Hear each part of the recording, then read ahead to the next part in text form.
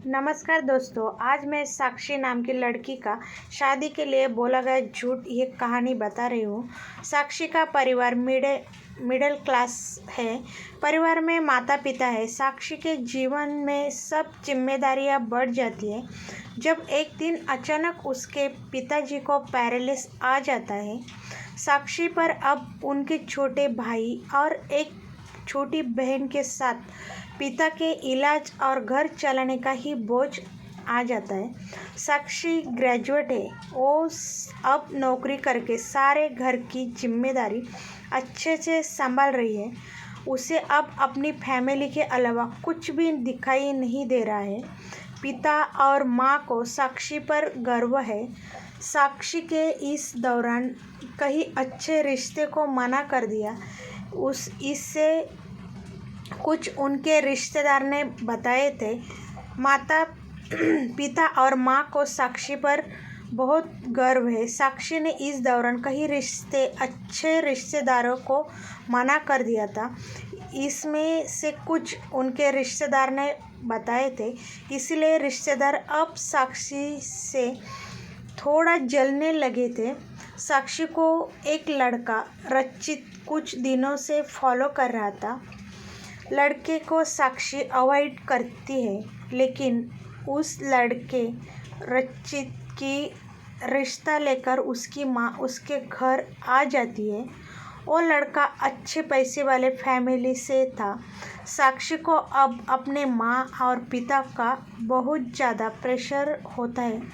इस वजह से वो काफ़ी मनाने के बाद मान जाती है, लेकिन वो एक शर्त रखती है कि वो अपने घर को संभालेगी और नौकरी ही नहीं छोड़ेंगी। लड़के की माँ मान जाती है। शादी होते ही शादी के लिए वो खुश होते हैं। शादी के पहले वो लड़के से मिलाने की बात करना चाहती है, लेकिन लड़के के तरफ से कोई पहल नहीं होती, तो वो भी कुछ नहीं करती। जल्दी में शादी करवा दी जाती है। रचित शादी के दिन ही कुछ दिनों बाद उसे दिखाई दिया है।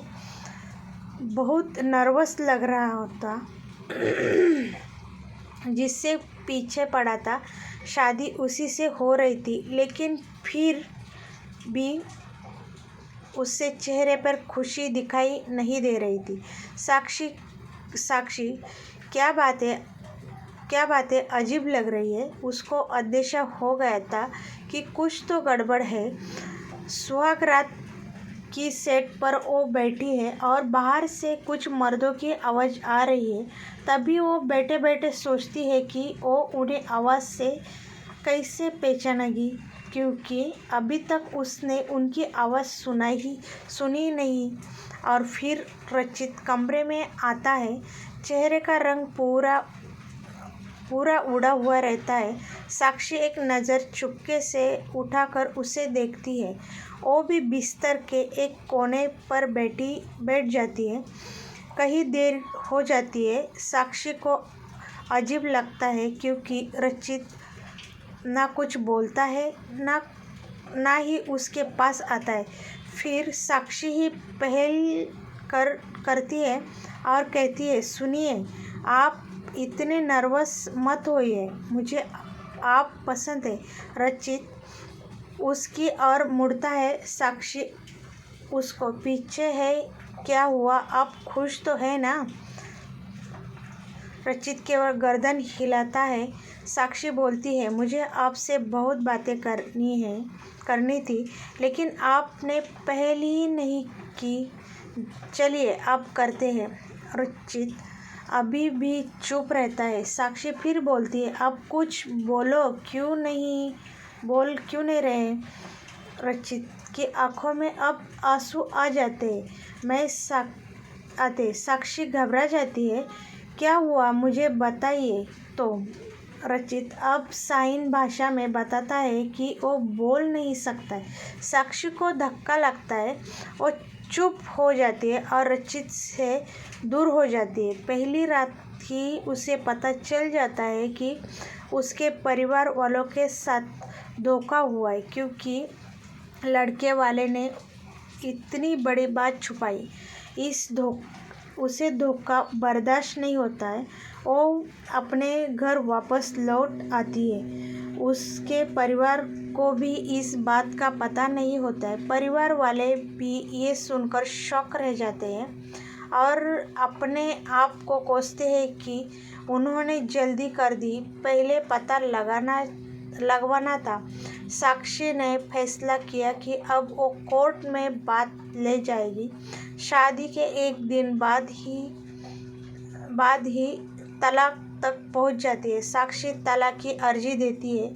रचित की माँ साक्षी के घर आती है। साक्षी की माँ उन्हें भला बुरा कहती है। साक्षी उन्हें रोकती है और पूछती है, आपको ज़रूरी नहीं लगा इतनी बड़ी बात हमें बताना? रचित की माँ नीचे मुंह और चुप रहकर सारी बात सुन रही है।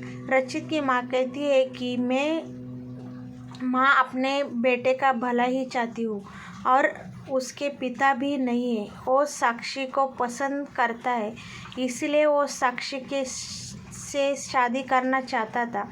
मैं हिम्मत की बोलने की, मगर मैं कर नहीं पाई। फिर मुझे डर भी लगा, क्योंकि पहली बार उसने कुछ करने की कहा है। उसने तो मुझे बोला था कि तुम्हें सब बता दूँ, और मैं चाहती थी, लेकिन कहीं नहीं कर पाई। मैंने रचित को झूठ बोला कि तुम मान गए, लेकिन शादी के पहले उसे पता चल गया था कि मैंने उससे झूठ बोला है।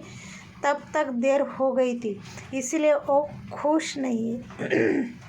साक्षी, शायद तुम मुझे समझ पाओ। साक्षी अभी भी गुस्से में है। वो बोलती है कि मुझे रचित के ना बोलने से कोई प्रॉब्लम नहीं है। गुस्सा इस बात का है, आपने धोखा दिया, झूठ बोला, और वो मुझे बर्दाश्त नहीं होता है। तलाक की अर्जी के बाद रिश्तेदार तो साक्षी और उसके परिवार की इस हालत पर खुश है। वो तलाक के अभी कुछ महीने का समय है। साक्षी अब अपने घर पर पहले ही जीवन शैली पर लौट जाती है। वो जॉब पर ही जाती है और कुछ दिनों बाद फिर रचित उसे दिखाई देता है, दूर से ही। बस अब वो साक्षी को देखता है। साक्षी के ऑफिस के बाहर वो लगातार आता है। 15 दिनों तक साक्षी उसे अवॉइड करती है। फिर एक दिन उसके पास जाकर बोलती है, अब ये सब करने से कुछ नहीं होगा और मैं नहीं चाहती कि तुम कुछ नाटक करो, इसलिए यहाँ आना बंद कर दो।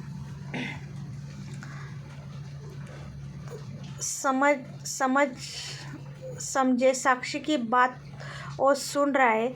वो साक्षी को इशारे में कॉफ़ी पीने कहता है, लेकिन साक्षी वहाँ से चली जाती है। अगले दिन फिर से रचित खड़ा रहता है। साक्षी उसके पास जाकर कहती है, कॉफ़ी पीकर मेरा पीछा छोड़ दोगे?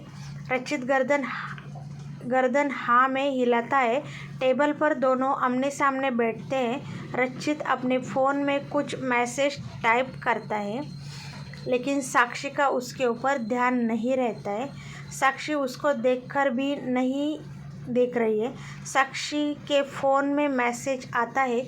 रचित का लिखा होता है, sorry but I really love you so much. कोई भी बोलने वाला तुम्हें मुझसे ज़्यादा प्यार नहीं कर सकता, और बात तो झूठ भी हो सकता है, लेकिन आंखें हमेशा सच बोलती है। एक बार मेरी आंखों में देख लो, फिर तुम्हें जो सही लगे वो करना। साक्षी का सारा गुस्सा मैसेज पढ़ते ही चला गया। वो धीरे से अपनी आंखें उठाकर रचित की आंखों में देखती है और उसकी आंखें से आंसू निकल आता है। फ्रेंड, कैसा लगा आपको ये स्टोरी? अगर आपको ये साक्षी का स्टोरी अच्छा लगा हो तो प्लीज़ चैनल को सब्सक्राइब करें। धन्यवाद।